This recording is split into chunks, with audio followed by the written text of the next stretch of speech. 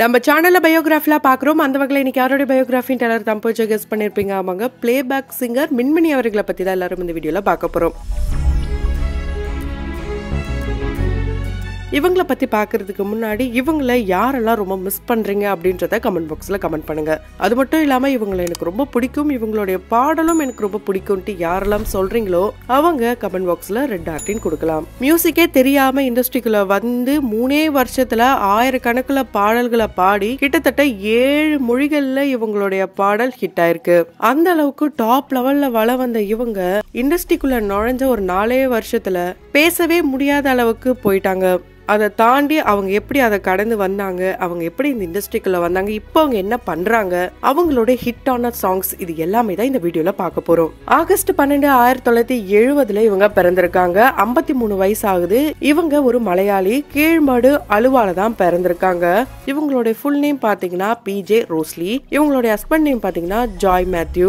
அப்பா PJ Joseph, அம்மா த்ரிஷா. இவங்க கூட பிறந்தவங்க இவங்களோட சேர்த்து மொத்தம் 4 பேர். இவங்க தான் கடைக்குட்டியா இருந்திருக்காங்க. இவங்க வந்து ஒரு கிறிஸ்டியனா இருந்ததுனால பக்கத்துல இருக்க ஒரு தேவாலயத்துல அவங்களுடைய ஃபேமிலி எல்லாருமே நல்லா பாடுவாங்களாம். அவங்களுடைய அப்பா நாடகம் நடிச்சிருக்காராம். அதே நேரம் அவரும் நல்லா பாடுவாராம். இவங்களுடைய அக்காங்கெல்லாம் பாடுறத பார்த்துட்டு அதுல ஏதாவது மிஸ்டேக் இருந்ததுன்னா, நீங்க இதுல மிஸ்டேக் பண்றீங்க அதுல மிஸ்டேக் பண்றீங்க அப்படின்ட்டு இவங்க தான் அதை கிளியர் பண்ணுவாங்களாம். அப்படி பண்ணிட்டே இருக்கும் போது தங்கச்சிக்கும் நல்லா பாட வரும் போல இருக்கே அப்படின்னு சொல்லி அவங்களையும் தேவாலயத்துல கலாபன் இசைக்குழுவோட சேர்ந்து நிறைய பாடல 5 வயசுல இருந்து பாட ஆரம்பிச்சிருக்காங்க.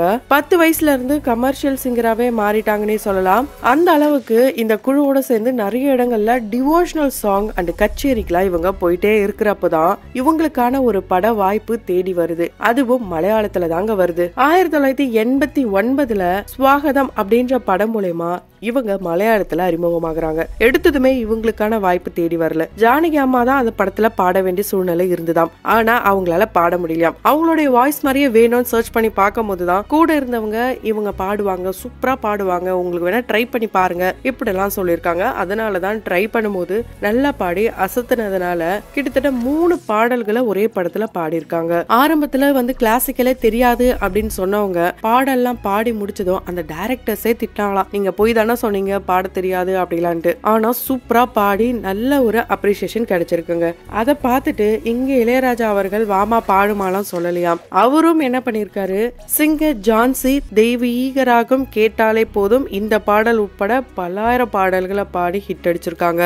இவங்கள மாதிரி குரல் வளம் யாருக்கு இருக்குன்னு தேடி பார்க்கும்போது அங்க ஒரே படத்துல 3 பாடலை இவங்க பாடியிருக்காங்க. அவங்களை கூப்பிட்டுவாங்கன்ட்டு இளையராஜா அவர்கள் கூப்பிட அப்புறம் தான் இவங்க சென்னைக்கு வந்திருக்காங்க. சென்னைக்கு வந்ததுமே வாய்ஸ் டெஸ்ட்லாம் வந்து எடுத்திருக்காங்க. 20 வயசு இருக்குமா அந்த நேரத்துல இவங்களுக்கு. அப்ப இளையராஜா அவர்கள்லாம் ரொம்ப லெஜெண்ட் அப்படிலாம் இவங்களுக்கு தெரியாதாம். ஜாலியா வந்து பயப்படாம பாடிட்டாங்களாம். அதை பார்த்துட்டு இளையராஜா அவர்கள் ரொம்பவே இம்ப்ரெஸ் ஆயிட்டு 1992 வெளியான மீரா படத்துல தான் இவர் ஃபர்ஸ்ட் டைம் வாய்ப்பு கொடுத்திருக்காரு. அந்த வகையில விக்ரம் ஐஸ்வர்யா நடிப்புல வெளியான மீரா படத்துல மனோஜ் சார் கூட சேர்ந்து லவ்வான லவ், மண்ணெண்ண ஸ்டவ், ஒரு உள்ளத்த கவ்வு, வானத்தில் தவ்வு அப்படின்ற பாடல் மூலமா இவங்க தமிழ்ல அறிமுகமாகறாங்க.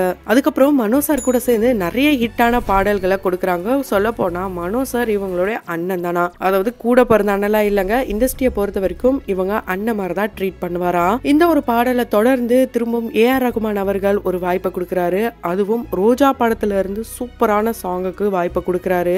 சின்ன சின்ன ஆசை, சிறகடிக்கும் ஆசை, முத்து முத்து ஆசை, முடிஞ்சு வைக்க ஆசை, வெண்ணிலவு தொட்டு முத்தமிட ஆசை, என்னை இந்த பூமி சுற்றி வர ஆசைன்ட்டு ஒரு பெண்ணுக்குள்ள இருக்கிற ஆசைகளை ரொம்ப அழகான வரிகள் மூலமா, ரொம்ப இயற்கை காட்சிகள் மூலமா இவங்களுடைய வாய்ஸ்ல சூப்பராவே கொடுத்திருப்பாங்க. இந்த பாடலை திருநெல்வேலி டிஸ்ட்ரிக்ட்ல தான் ஷூட் பண்ணிருக்காங்க.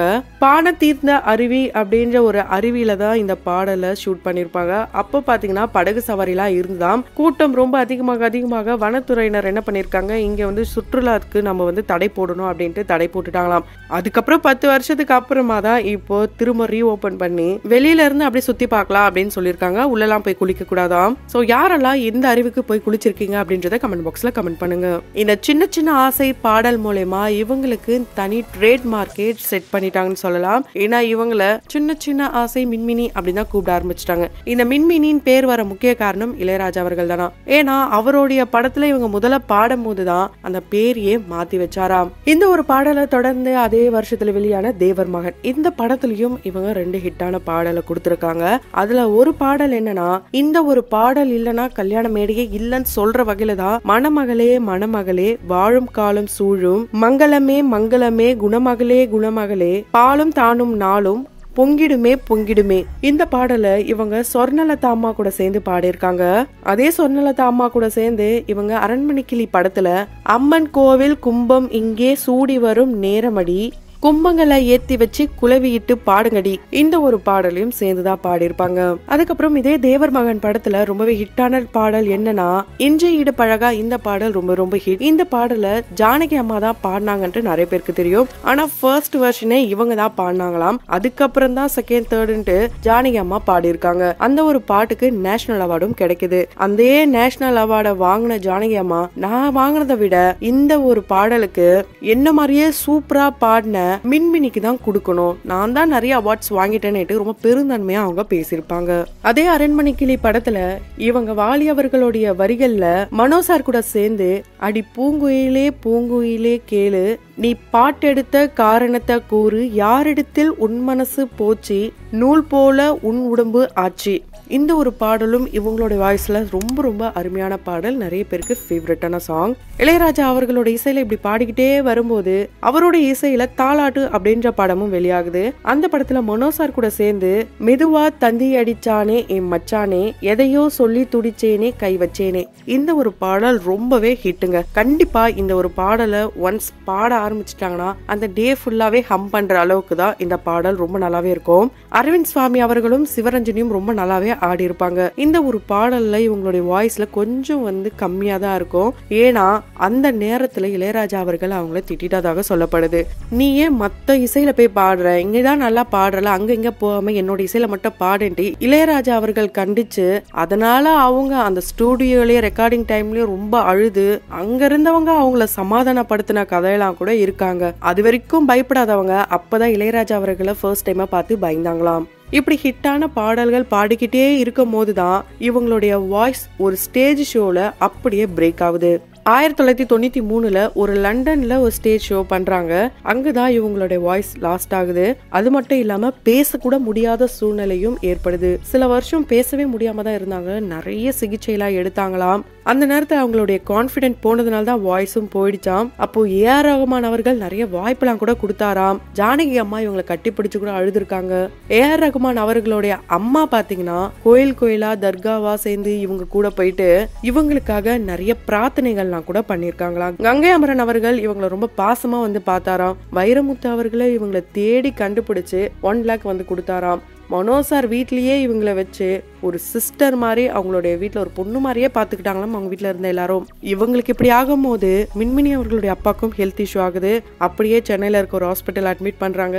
அந்த நேரத்துல இவங்களுடைய காதல் கணவர் ஆகிறதுக்கு முன்னாடியே ஒரு சைல்ட்ஹுட் ஃப்ரெண்டா இருந்த ஜா அவர்கள் அவங்களுடைய அப்பா மூலமா ஹெல்ப் பண்றாரு. அதை பார்த்துட்டு இவங்களுடைய மேரேஜ் உடனே பண்ணலான்ட்டு ஐசியூலே இவங்களுடைய மேரேஜ் சடனா நடந்திருக்கு. இவங்களுடைய கணவர் எப்படியாவது வாய்ஸை கொண்டு வரணும்ட்டு நிறைய முயற்சிகள் எடுத்தாராம். அப்புறம் அவங்களுக்கு ஒரு மகன் பிறக்கிறாரு. மகனுக்காக கொஞ்சம் கொஞ்சமா பேச ஆரம்பிக்கிறாங்க, பாட ஆரம்பிக்கிறாங்க. அப்படியே டிவோஷனல் சாங்ஸ் எல்லாம் பாட ஆரம்பிக்கிறாங்க. இப்போ கொச்சின்ல தான் செட்டில் ஆயிருக்காங்க. இவங்களுக்கு இன்னொரு ஒரு மகளும் இருக்காங்க. அவங்க ஹஸ்பண்ட் கூட சேர்ந்து Joyce academy of performing arts அப்படின்ற ஒரு மியூசிக்கல் ஸ்கூலையும் ரன் பண்ணிட்டு வராங்க. சோ காதலை மட்டுமே வச்சு இந்த திருமணம் நடந்திருக்கு. ரொம்பவே ஒரு புனிதமான காதல் அப்படின்ட்டு அப்பல இருந்து இப்ப வரைக்கும் இவங்களுடைய காதல் கதை பேசப்பட்டு வருது. ஆனா அப்ப டெஸ்ட் எடுத்து பார்க்கும்போது கூட அவங்களுடைய வாய்ஸ்க்கு என்ன ஆச்சு, அவங்களுக்கு என்ன ஆச்சு, எந்த ஒரு தகவலும் தெரியலையா அவங்களுக்கே. சோ அவங்களுடைய ஹிட்டான எவர்கிரீன் சாங்ஸ் என்னன்னா ஏஆர் ரஹ்மான் அவர்களோட இசையில கன்னத்தில் முத்தமிட்டால் படத்துல எல்லா பாடலுமே ஹிட். இதுல சட்டுன்னு நினைந்தது இந்த ஒரு பாடல் அப்ப டெலிகாஸ்ட் பண்ணல. 10 வருஷத்துக்கு அப்புறம் தான் அந்த பாடலுடைய வரிகள் வீடியோவை ரிலீஸ் பண்ணியிருந்தாங்க. இன்று வாசல் வழி காதல் நடந்து வர என்று காத்து கிடந்தேன், அது வானில் பறந்து கூரை திறந்து வரும் என்று இன்று தெளிந்தேன். கலிகாலம் அப்படின்ற படத்துல ஸ்வர்ணலதா அம்மா அவர்கள் கூட சேர்ந்து மீண்டும் வந்தேனோ எந்த தெய்வம் ஏற்றி வந்தேனோ அன்பு தீபம் இந்த அதிசய உலகத்திலே என்ன அதிசயம் நிகழ்ந்ததம்மா. அடுத்ததா குறுக்கு பாதையிலே மறிச்சு வழியில் நின்று உறுத்து இளமனசின் அறுத்தும் தெரிஞ்சு நின்று. இந்த ஒரு பாடலும் ரொம்ப ரொம்ப ஹிட். ஏஆர் ரகுமான் அவர்களுடைய இசையில காதலன் படத்துல எல்லா பாடலுமே ஹிட். இதுல மின்மினி அவர்களும் சுனந்தா அவர்களும் சேர்ந்து இந்திரையோ இவள் சுந்தரியோ தெய்வ ரம்பையோ மோகினியோ, இந்திரையே இவள் சுந்தரியோ தெய்வ ரம்பையோ மோகினியோ, இந்த ஒரு பாடல் ரொம்ப ரொம்ப ஹிட். அது மட்டும் இல்லாம என்னவளே அடி என்னவளே சாங்கோடைய ஃபர்ஸ்ட் ஹம்மிங் பாத்தீங்கன்னா இவங்க தான் பாடியிருக்காங்க. இந்த ஒரு பாடலுக்காக உன்னி சாருக்கு நேஷனல் அவார்டும் கிடைச்சிருக்கு. நக்மா அவர்களை ஹவுஸ் அரெஸ்ட் பண்ணியிருந்தப்போ காற்று குதிரையிலே என் கார் குழல் தூது விட்டேன். இந்த ஒரு பாடல் ரொம்பவே யதார்த்தமான வரிகள் மூலமா சூப்பராகவே வெளியாச்சு. புதிய முகம், கண்மணி, கருத்தம்மா, ஹிந்து, ஜென்டில்மேன், அமராவதி, இது போல பல படங்கள்ல ஹிட்டான பாடல்களை கொடுத்திருக்காங்க. இதுல ஹிந்து படத்துல மனோ சார் கூட சேர்ந்து கொத்தமல்லி வாசம், வா முனிமா சாங்கா இருக்கட்டும், என் தம்பி அப்படின்ற படத்துல அதே மனோ சார் கூட சேர்ந்து மலையோரம் மாங்குயிலே, இந்த ஒரு பாடல் ரொம்ப ரொம்ப ரொம்ப ஹிட்டுங்க. அந்த வகையில இவங்களுடைய பாடல்ல எந்த பாடல் உங்களுக்கு ரொம்ப பிடிக்கும்ன்றத கமெண்ட் பாக்ஸ்ல கமெண்ட் பண்ணுங்க. தொடர்ந்து பயோகிராஃபிலாம் பார்த்து என்ஜாய் பண்ணணும்னு நினைச்சீங்கன்னா உடனே நம்ம சினி சமூகம் சேனலை சப்ஸ்கிரைப் பண்ணிட்டு பக்கத்துல இருக்க பெல் ஐக்கனையும் பிரஸ் பண்ணிடுங்க.